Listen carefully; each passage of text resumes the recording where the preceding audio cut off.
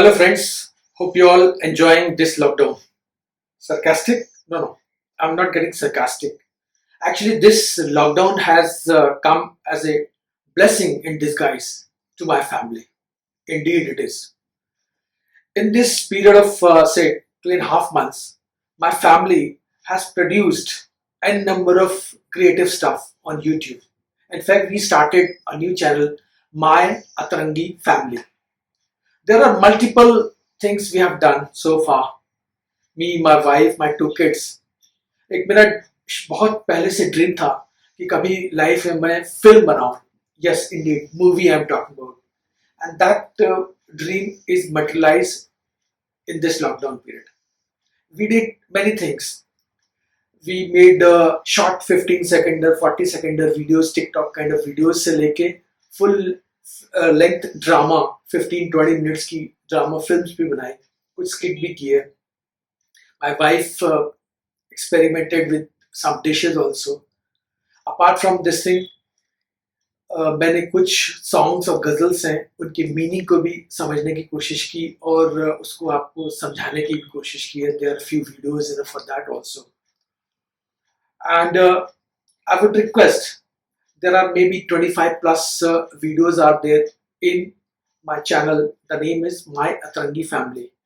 I request you all to do visit that channel and find out what kind of work we have done and give us feedback. आज मैं जिस बारे में बात करने जा रहा हूँ वो मेरा 30 साल पुराना प्यार है और मैं शेर व शायरी 30 साल से लिखता चला आ रहा हूँ. इस ड्यूरिंग लॉकडाउन 2.5 months के पीरियड में मैंने कुछ एक शायरी लिखी है.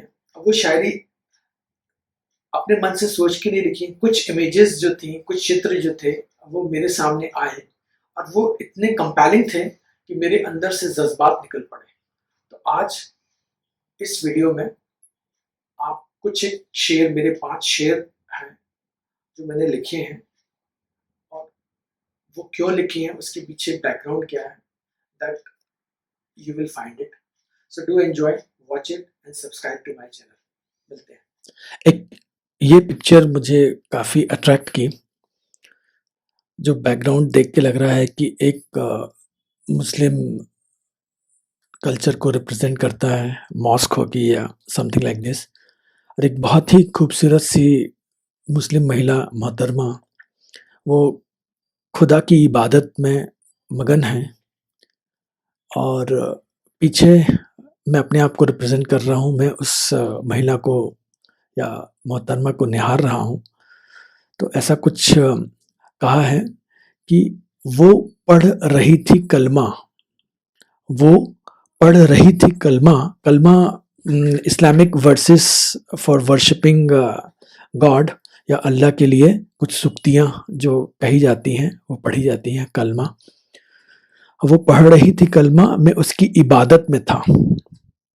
डर है कि कहीं वाइज मुझे, वाइज यानी मुस्लिम धर्म गुरु जो नसीहत देता है, एडवाइस देता है, डर है कि कहीं वाइज मुझे काफिर ना समझ ले. काफिर मतलब जो खुदा को ना मानता हूँ.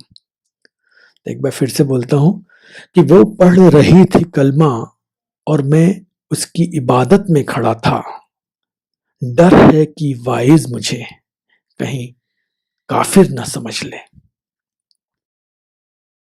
एक ये पिक्चर जो है वो काफ़ी मुझे अट्रैक्टिव लगी. एक्चुअली इसकी खास बात यह है कि माशूक और माशूका का जो पोज है वो काफ़ी डिफरेंट है. ऐसे पोजेस पहले शायद मैंने देखे नहीं. इसमें जो आशिक है अपनी माशूका की पाजेब को या पायल को देख रहा है. तो बस इस चित्र को देख के कुछ ख्याल आया तो कुछ शब्द निकल पड़े. वो ये है, तो सारा कसूर इस पाजेब का है. तो सारा कसूर इस पाजेब का है, न ये खनकती न ये दिल बहकता. एक ये पिक्चर मुझे बहुत ही खूबसूरत लगी, बहुत ही अनयूजुअल है, काफ़ी डिफरेंट पोज है. काफ़ी सुना होगा शायरी में कि मैं तुम्हारे लिए चांद तारे तोड़ के ला सकता हूँ. तो इस पिक्चर में वाकई एक माशूक अपनी माशूका के लिए चांद तोड़ के लाया है। तो बस दिल से कुछ शब्द निकल पड़े, वो ये हैं कि चांद तोड़ के लाया हूँ, चांद तोड़ के लाया हूँ अपनी महबूब के लिए, चांद तोड़ के लाया हूँ अपने महबूब के लिए। अरे इस चांद को देखने मेरा चांद दरीचों से बाहर जो आएगा। एक इस पिक्चर ने मुझे काफी प्रभावित किया है। Picture itself says a lot. शायद मेरी शायरी भी इस पिक्चर के आगे फीकी पड़ जाएगी, क्योंकि ये इतनी फलसफे से भरी हुई या फिलॉसफी से भरी हुई शायरी को इनवाइट करती है। एक शख्स है, दर्द से निढाल है, शिथिल है, बेजान सा है, और एक परिंदा उसको उठा के ले जा रहा है। पर जो शख्स है वो अभी भी आशावादी है, ऑप्टिमिस्टिक है, बस थोड़ा सा निराश और हताश है। तो उसकी जो जज्बा है जीने का, वो अपनी अंदाज में कहना चाह रहा है। तो कुछ ऐसा कहा है मैंने कि चल ले चल परिंदे, चल ले चल परिंदे तू अपने जहां में, चल ले चल परिंदे तू अपने जहां में, मेरे जहां की फिजाओं में जहर घुल चुका है।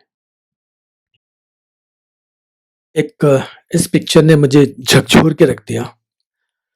This picture speaks louder than words. और आज के सिनारियो में ये पिक्चर बहुत ही रेलेवेंट, और ये परिदृश्य जो है वो झकझोर के रखने वाला है। न जाने कितने लाखों करोड़ों मजदूर जो हैं वो पलायन को मजबूर हुए, और इस लॉकडाउन के कारण न जाने कितनों ने कम से कम 500 से 1000 किलोमीटर, कुछ एक लोगों ने तो पैदल ही सफ़र किया। कितने कष्ट झेले इस सफ़र में। ये ब्लेड पे चलते हुए, इस कांटों पे चलते हुए पैर छलनी-छलनी हो गए हैं, परंतु अपने परिवार को सहेज के रखना, भूख-प्यास से लड़ना, तो उन्होंने इसकी परवाह भी ना करते हुए सारे कष्ट झेल डाले। इसके साथ-साथ एक कहते हैं ना कि जब आपको शारीरिक पीड़ा हो या कोई कष्ट हो, तबीयत खराब है, तब आपको भूख-प्यास का कोई होश नहीं रहता। परंतु जब मैंने इस पिक्चर को देखा, तो मेरे दिमाग में जो जज़्बात उबल के आए, वो आपके सामने रखता हूँ। कि सुना था कि जिस्म की चोट के आगे पेट की भूख का क्या होश। सुना था जिस्म की चोट के आगे पेट की भूख का क्या होश, पर आज देखा तो जाना, जो सुना था गलत सुना था। So friends, welcome back. Hope you like my shares. More things are coming up, and I would like to request you, if you want to have the meaning of songs, which I have tried to explain in my own way, few ghazals and few shairis which may be your favorite, but they are cryptic in nature. So here it is, the link. Please click that. And last but not the least, please click this particular logo to subscribe my channel. So, milte hain. Bye.